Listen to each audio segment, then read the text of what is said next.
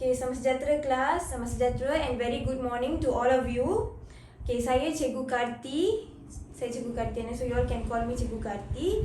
So, before that, semua sihat tak? Okay, Cikgu harap anda semua sihat hari ini.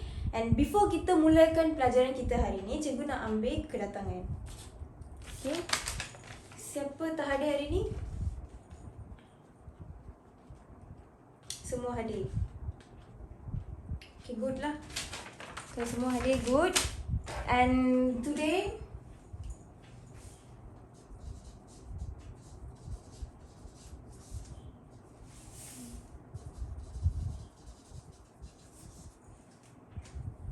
okay, jadi sebelum Cikgu mulakan pelajaran kita hari ini, Cikgu nak tanya satu soalan yang very simple question. Okay, Cikgu tengoklah anda semua boleh jawab ke tak. Okay, sebelum ni your grandmother, your grandfather, your pakcik, makcik semua tinggal dekat rumah tinggal dekat mana? Tinggal dekat mana? Okay, simple, tinggal dekat mana? Yes, Akmal tinggal dekat mana? Dekat rumah. Ya, okay, semua memang tinggal dekat rumah kan. So, rumah tu rumah macam mana? Rumah like how? Macam dulu, zaman dulu kan makcik, pakcik semua tinggal dekat rumah macam mana? Ya. Aiza, kat mana? Rumah dekat kampung? Rumah apa? Daripada kayu. Yes. So, rumah kampung dulu kan rumah semua tu diperbuat daripada kayu. So, nowadays kan all bata, all like that. So, dulu kan all semua kayu kan. So, yeah. Hari ni kita nak belajar tentang kayu. The main topic kita adalah bahan binaan. Dalam bahan binaan ada banyak subtopik, ada tanah, ada kayu, ada keluli, lot of things. So today cikgu nak tekankan kayu. What is mean by kayu? Jadi cikgu ada bawa dua gambar.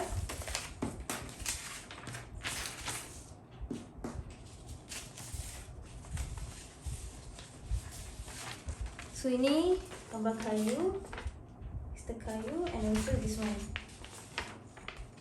It's the kayu.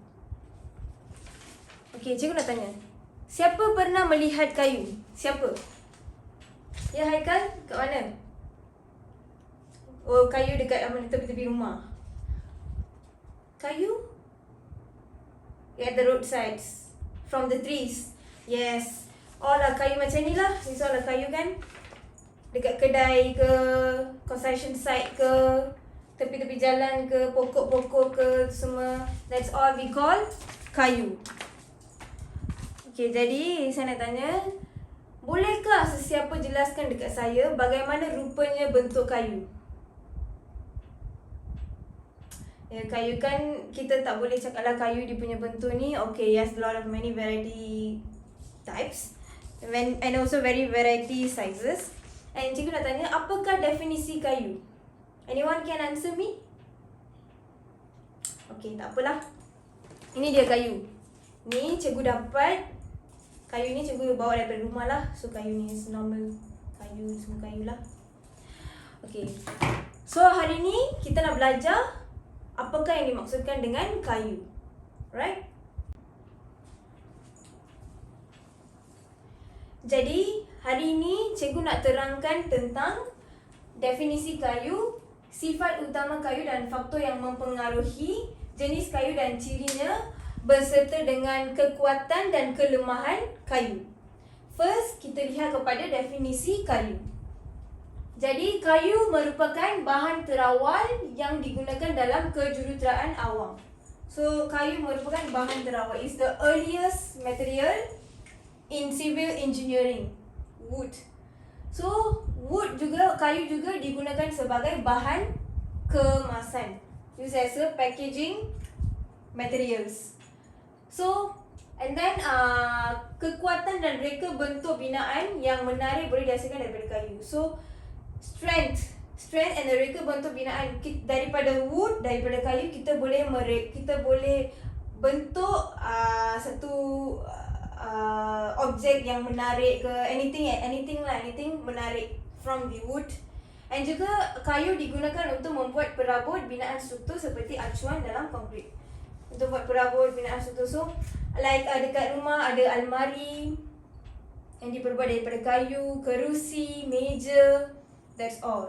That one all lah. Okay, jadi yang ini merupakan definisi kayu. Cikgu nak anda semua take note, jangan tengok saja. Cikgu akan terangkan dekat sini. So while looking here, we have to take note lah about these things. Okay. And then yang kedua adalah sifat utama kayu dan juga faktor yang mempengaruhinya. So the first thing is kekuatan, maknanya the strength. Got 3, struktur ira kayu, kecacatan dan juga ketumpatan. So dari segi struktur ira kayu, through against the close grain, amat mempengaruhi struktur kayu. Kekuatan lenturan akan bertambah. So the bending strength akan bertambah lah. So ini merupakan salah satu faktor dari segi kayu. And then dari segi kecacatan, the disability of the wood berlaku disebabkan oleh keadaan semula jadi. This disability, kecacatan ni berlaku, will occur during natural conditions, masa semula jadi. Dia akan berlaku kecacatan dan juga tumbuh besar yang tidak normal. The growth will be not normal. And juga tiupan angin yang kuat, the strong winds. So bagi kecacatan ni, cikgu ada sediakan satu slide PowerPoint. Dan nanti saya akan tunjukkan slide tu dekat anda semua supaya anda boleh nampak lah gambar-gambar tu, as long as you all can see. And then dari segi ketumpatan, maknanya density, jisim dibahagi dengan isi padu. So the mass is divided to the solid volume. And then kayu yang berketumpatan tinggi lebih kuat. Kayu yang berketumpatan tinggi lebih kuat, maknanya the dinding sel kayu tu tebal. The cell wall of the wood is very thick. Because of that, ketumpatan tinggi berlaku, ketumpatan kayu tu lebih kuat. Itu yang dimaksudkan dengan density. Okay, so now cikgu akan tunjukkan slide ya.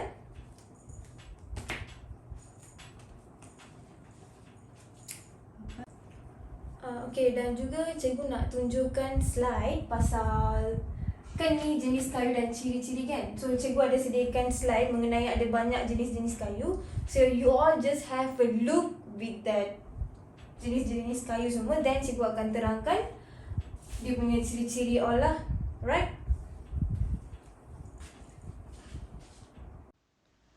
Okay, now I'm going to show you all gambar kecacatan kayu semula jadi. So what are the disabilities which occur to the wood during natural conditions lah. So as you all can see here, okay, let me explain now. The first one, gambar first. Anda semua pernah lihat tak buku? Kalau cikgu pernah lihat buku ni dekat luar, dekat beberapa wood ni I pernah saw lah. So I rasa anda semua pernah nampak buku ni. So buku ni macam mana dia occur sebab belah suku. Nampak tak gambar tu belah suku? So itu merupakan buku. So dekat atas tu pula retakan. So retakan maknanya cracks. So retakan bulat, retakan jantung dan juga retakan bintang. So retakan bulat ni macam it's a circle shape. Retakan jantung shape is like this. And the retakan bintang ni exactly like a star shape lah. And then dekat bawah tu melengkung, berspring, berpiur, tu semua. So retakan this crack. Kenapa cracks ni happen? Why cracks will happen? Kenapa? Because the wood shrinks as it dries. Masa kayu tu shrink, mengecil, dia akan occur lah crack tu. So gambar sebelah pula sama juga. As you all can see there, ada buku, and then buku terlitup, rukun aris, buku rencung. These are the names lah. Buku muka, buku jidar. Okay, so these are the kecacatan kayu secara semula jadi. Which are the disabilities which occur to the wood during natural conditions. Okay?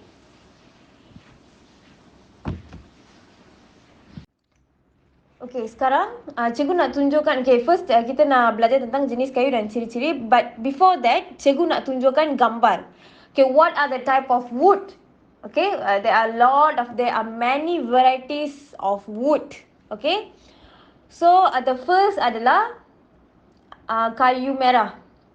So kayu merah rupanya okay merah, red colour. The second is kayu cenggal, kayu giam, kayu kempas, kayu belian, kayu kapur.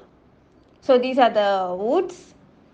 Okay, ada lagi. So nombor 7 kayu kening, kayu kuling, kayu mengkuang, kayu merawan, kayu merbau, kayu merapuh. And yang ke-13 adalah kayu rengas, kayu resak, kayu jati, kayu bintagor, kayu durian, kayu medang, kayu meranti, kayu getah, kayu kedondong, kayu damar laut, kayu jelutung, kayu pulai. So itu sahajalah. So these are the type of woods. So in a while cikgu akan terangkan apakah ciri-ciri lah jenis kayu ni semua. What are the ciri-ciri? What are the characteristics? Okay? Jadi anda semua dah lihat kan gambar-gambar semua, and cikgu ada terangkan tentang tunjukkan gambar disabilities of the wood, kecacatan, and then so cikgu ada tunjukkan gambar jenis-jenis kayu dan ciri jenis dan ini semua ciri lah. Okey, bagi jenis kayu merah, cenggal, giam, kempas dan belian, cirinya adalah struktur ira yang rapat, rintangan yang tinggi terhadap kulat against fungus. The resistance will be very high. So and also temperature changes, perubahan suhu. And bagi jenis kayu kapur, keriung, kulim, mengkuang, merawan, merbau, merapuh, rengas, resak, jati, jika diawet, if we preserve this kayu, ia mempunyai rintangan yang baik terhadap cuaca dan serangan kulat. This wood will have a good resistance against the weather and the fungal attacks. Ia akan rintangan yang baik lah, rintangan yang baik terhadap cuaca serangan kulat. Jika diawet, if we preserve this wood. So bagi jenis kayu bintagor, durian, medang, meranti, getah, kedondong, cirinya adalah rintangan untuk pemasangan for the installation, and also dan juga pengangkutan, and also for the transportation. And also kayu jenis ini adalah murah, it's very cheap lah.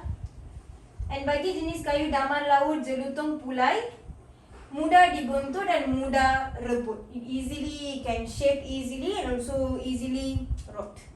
Ini merupakan ciri-ciri bagi jenis kayu ini semua. So take note class, don't forget to take note. Okay, nanti cikgu akan bagi satu tugasan. Don't forget to take note. Alright. Okay, and then ini pula merupakan kelebihan dan kelemahan terhadap kayu. So kelebihan pula mudah untuk dikerjakan seperti dipotong, dirata and dipaku. It's very easy lah untuk buat kerja potong, rata dan paku. And mempunyai rupa kemasan yang cantik, as from just now what I taught you all. And mempunyai ketahan lasakan yang tinggi because kayu kan it's very strong. And then sesuai digunakan untuk hampir semua bahagian dalam pembinaan sesebuah rumah. Yes, kayu ni memang is very hampir semua bahagian lah to the pembinaan sesebuah rumah, for the home building construction sites and all, wood will be very suitable like that. So bagi kelemahan pula, mudah terbakar, kecenderungan berlaku pengecutan dan perkembangan iaitu bergantung pada keadaan cuaca. So masa keadaan cuaca from during the weather conditions berlaku kecenderungan. Okay, so mudah diserang oleh serangga, anak anai dan kumbang cendawan. So easily serang oleh insects such as termites, beetle. Kadang-kadang anda pernah tengok tak ada cendawan dekat batang kayu tu masa hujan ke, like that. So ni yang kita panggil kelebihan dan kelemahan. So cikgu harap anda semua ada menyalin apa yang saya terangkan tadi, sebab cikgu nak bagi satu tugasan bukan dekat kelas. Ini merupakan tugasan dekat rumah. So saya nak anda semua buat dekat rumah. Tugasan ni very simple sahaja. And before saya terangkan pasal tugasan, saya nak tanya satu soalan. Ada tak apa-apa soalan yang anda semua kurang jelas tentang apa yang kita belajar hari ini tentang kayu ni? Any question that you all kurang faham? No questions. All okay. Kalau all okay, okay lah.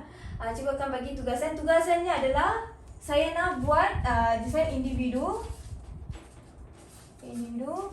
buat peta minda. Itu sahaja, very simple. Peta minda dalam kertas A4. Okay, peta minda with your own creativity and like how you want with your own creativity dengan adanya bahan apa yang kita belajar hari ini. Definisi kayu, sifat dan faktor yang mempengaruhi jenis kayu dan ciri berserta dengan kelebihan dan juga kelemahan kayu. So with all these things, saya nak anda semua buat satu peta minda yang lengkap with your own creativity. Alright? Faham? So next week kena hantar. So itu sahaja hari ni. Cikgu tak ada bagi kerja yang berat-berat. Just buat peta minda saja with your own creativity dalam kertas A4. So jadi kelas for today itu sahaja. Saya harap pelajar semua, anda semua faham. I hope that you all have input some knowledge about what we studied today about the wood. So itu sahaja semua. Don't forget to do homework and thank you so much.